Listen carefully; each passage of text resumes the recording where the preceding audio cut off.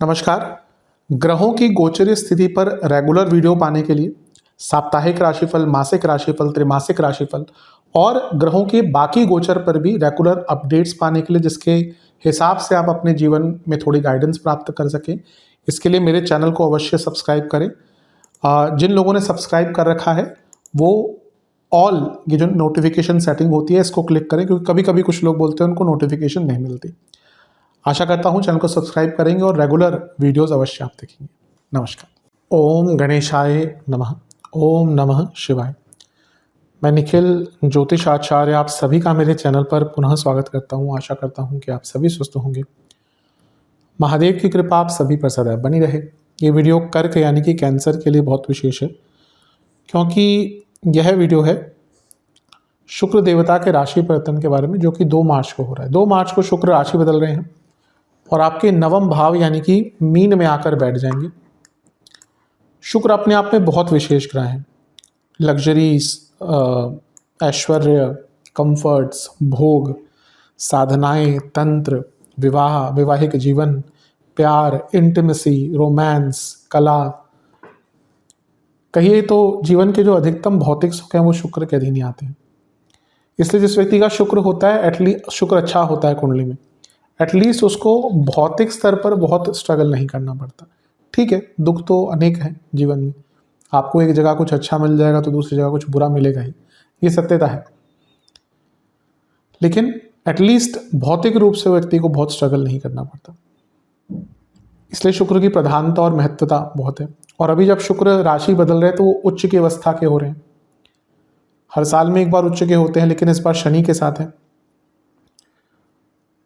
और जब शुक्र उच्च के होंगे और शनि के साथ होंगे, ये कई सालों में एक बार होता है। पिछले साल भी हुआ था, अगले साल भी हो जाएगा, लेकिन उसके बाद बहुत लंबे टाइम बाद होगा, क्योंकि शुक्र तो होंगे अगले 2027 में, फिर 28 में भी उच्च के होंगे। लेकिन 28 में जब वो उच्च के होंगे तो शनि नहीं होंगे साथ में, यानी कि बहुत सालों बाद फिर ऐसा होगा। तो ये जो युति है ये कभी कभी कुछ लॉन्ग टर्म अपॉर्चुनिटीज़ भी आपको देके जाती है। तो इस वीडियो में हम यही चर्चा करेंगे कि शुक्र देवता का गोचर, उनका शनि के साथ मिलन क्या इम्पैक्ट करेगा। वीडियो को हमेशा की तरह उपयोगी बनाने के लिए मैंने इसको पॉजिटिव, नेगेटिव और उपाय के सेक्शन में बांटा है। लग्न राशि या चंद्र राशि करके है, दोनों ही देख सकते हैं। अलग अलग राशिफल नहीं बन सकते। जहाँ से सूट रिलेट ज़्यादा करता है वहाँ से देखिए। व्यक्तिगत तौर पर मेरा मानना है लग्न से देखेंगे तो अच्छा है। इनकेस नहीं पता है आपको अपनी लग्न राशि, तो आप अपनी चंद्र राशि से भी इसको देख सकते हैं। शुरू करते हैं पॉजिटिव्स के साथ। सबसे पहले तो नवम में शुक्र यानी कि सुख की वृद्धि। शास्त्र कहते हैं कि नवम में शुक्र सुख, समृद्धि और सौभाग्य हर चीज़ को बढ़ाते हैं। तो उनका नवम में आना ही आपके लिए एक बहुत सौभाग्यकारी योग बनाता है। शुक्र यहाँ पे उच्च की अवस्था के हो गए हैं और ये क्या है, नवम भाव। तो नवम भाव बली हो गया तो भाग्य का साथ मिलेगा। धार्मिक कार्यों में लिप्त होने का, धार्मिक कार्यों में जुड़ने का मौका मिलेगा। और नवम के शुक्र डोनेशंस करने का भी मौका देते हैं, कुछ धार्मिक कार्यों के लिए या किसी ज़रूरतमंद की सहायता करने का मौका भी देते हैं। तो ये भी आपके लिए बहुत श्रेष्ठ है। अगला पॉइंट, शास्त्र कहते हैं कि नवम के शुक्र गुणों से संपन्न करते हैं। तो यहाँ पे आपको अपने जीवन में बहुत कुछ सीखने का भी मिलेगा और उसको सीख कर, जो भी आप इस टाइम में सीख पाएंगे उसको सीख कर आप उन्नति भी प्राप्त कर सकते हैं। तो ये भी आपके लिए बहुत श्रेष्ठ चीज़ दिख रही है। अगला पॉइंट, ये लक्ष्मी स्थान है। नवम भाव जहाँ पे शुक्र आए हैं ये लक्ष्मी भाव है। पंचम और नवम लक्ष्मी भाव होते हैं। तो यहाँ पे जब शुक्र आए हैं और ये एग्जॉल्टेड हो रहे हैं, उच्च के हो रहे हैं, तो ये भाव भी स्ट्रांग हो रहा है। यानी कि एक प्रकार से ये जो भाव है आपका नवा लक्ष्मी स्थान, उसको बल मिल गया। तो ये अपने आप में लक्ष्मी की वृद्धि का कारक हो गया। अब जब मैं लक्ष्मी की बात करता हूँ तो केवल धन नहीं, समृद्ध, एकदम व्यक्ति को कैपेबल बनाने वाला योग होता है, व्यक्ति के इनकम की अपॉर्चुनिटीज़ को खोलने वाला योग होता है। तो बहुत अच्छा योग है। शुक्र जो है वो आपके 11वें घर के स्वामी है, उनका उच्च का होना यानी कि इनकम की नई अपॉर्चुनिटीज़। और क्योंकि नवम भाव में आ रहे हैं तो ये भी दिखाता है अपने से 11वें में, तो कुछ आपका जो लाभ रुका हुआ था वो भी आपको प्राप्त हो सकता है।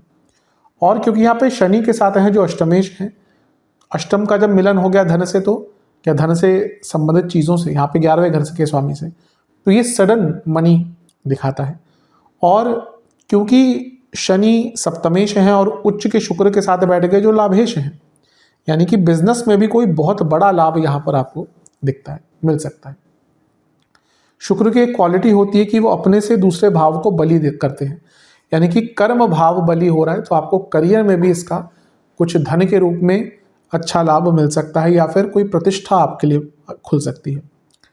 अगला पॉइंट, चौथे घर के स्वामी भी हैं और उच्च के हो रहे हैं, ये प्रॉपर्टी से संबंधित लाभ दिखाता है।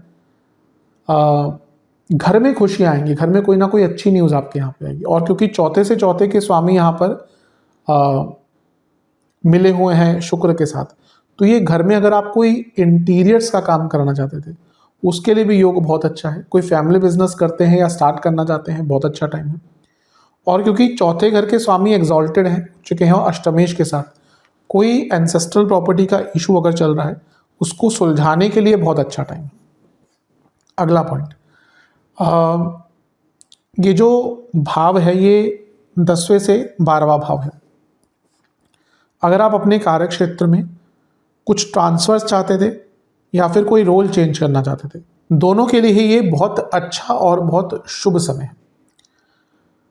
अगला पॉइंट, नवम भाव में उच्च के शुक्र, यानी कि आपके फादर को भी लाभ मिलेगा, उनके कोई अटके हुए काम थे धन के, प्रॉपर्टी के, वो कार्य पूर्ण हो सकते हैं।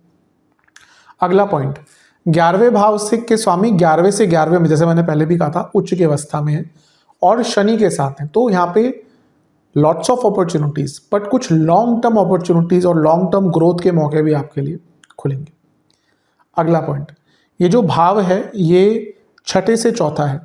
अगर आपका प्रॉपर्टी का कोई लीगल वर्क या लीगल डॉक्यूमेंटेशन का वर्क अटक रहा था वो पूर्ण हो सकता है।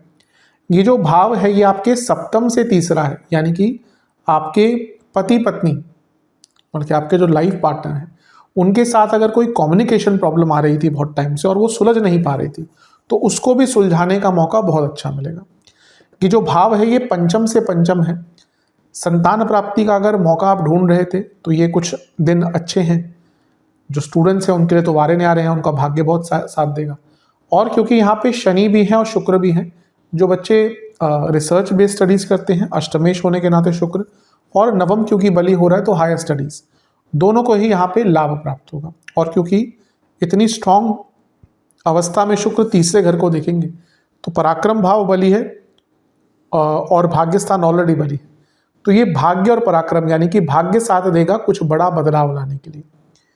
तो कह सकते हैं ये शुक्र का जो गोचर है आपके लिए बहुत आनंदमय और बहुत सौभाग्यशाली दिख रहा है। अब थोड़ा नेगेटिव चीज़ों पर भी नज़र डाल लेते हैं। अब चलते हैं कुछ नेगेटिव पॉइंट्स की तरफ। जहाँ तक नेगेटिव चीज़ों की बात है, सर्वप्रथम मैं कहूँगा कि ये जो शुक्र का नवम में आना कभी कभी बॉसेस से मतभेद बहुत नहीं करवाता, लेकिन बॉसेस ही आपके शत्रु बन जाते हैं, लेकिन बताते नहीं, मतलब कि आपके पीठ पीछे आपका ही नाम खराब करेंगे या फिर कुछ डबल फेस्ड चीज़ें कर सकते हैं। अगला पॉइंट, अष्टमेश और लाभेश साथ में है, ये वैसे तो ठीक है, लेकिन अगर इसका समय थोड़ा ख़राब चल रहा है तो उनको ना कुछ रिस्की इन्वेस्टमेंट के मौके मिलेंगे जिसमें आप फंस सकते हैं, तो थोड़ा ध्यान दीजिएगा। पिताजी से थोड़े मतभेद हो सकते हैं, इसकी संभावना बहुत है कि पिताजी से आपके मतभेद हो सकते हैं पैसों को लेकर या कुछ और चीज़ों को लेकर। मेनली ऐसा दिखता है कि कुछ मटेरियल चीज़ें ही हो सकती हैं, प्रॉपर्टी भी हो सकती है।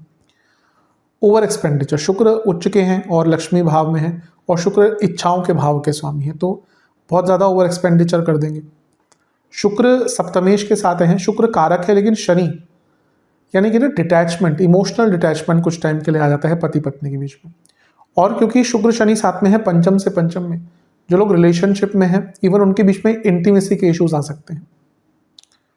अगला पॉइंट, चौथे घर के स्वामी और अष्टम के स्वामी ये दोनों साथ में हैं, तो ये इमोशनली वल्नरेबल टाइम होता है, मतलब कि आपके इमोशंस बहुत ओवर पावरिंग हो जाएंगे और उनको आप कंट्रोल नहीं कर पाएंगे।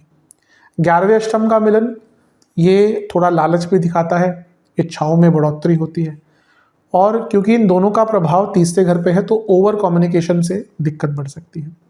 अगर हम हेल्थ की बात करें तो हार्मोनल प्रॉब्लम, इन्फेक्शंस, ENT की प्रॉब्लम, ब्रीदिंग इश्यूज और लोअर बॉडी से संबंधित रोग तंग कर सकते हैं, तो इन सब चीज़ों पर ध्यान दीजिएगा।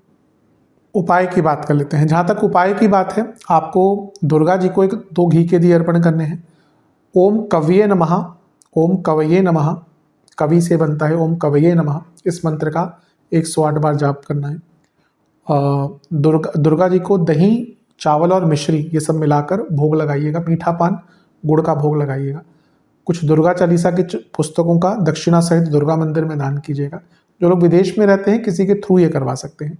और दुर्गा चालीसा का भी एक बार पाठ कीजिएगा। आशा करता हूँ वीडियो काम आएगा। चैनल पर नए सब्सक्राइब कीजिए और वीडियो को लाइक कीजिए। मिलता हूँ आप सभी से मैं अगली वीडियो में, तब तक के लिए ओम नमः शिवाय।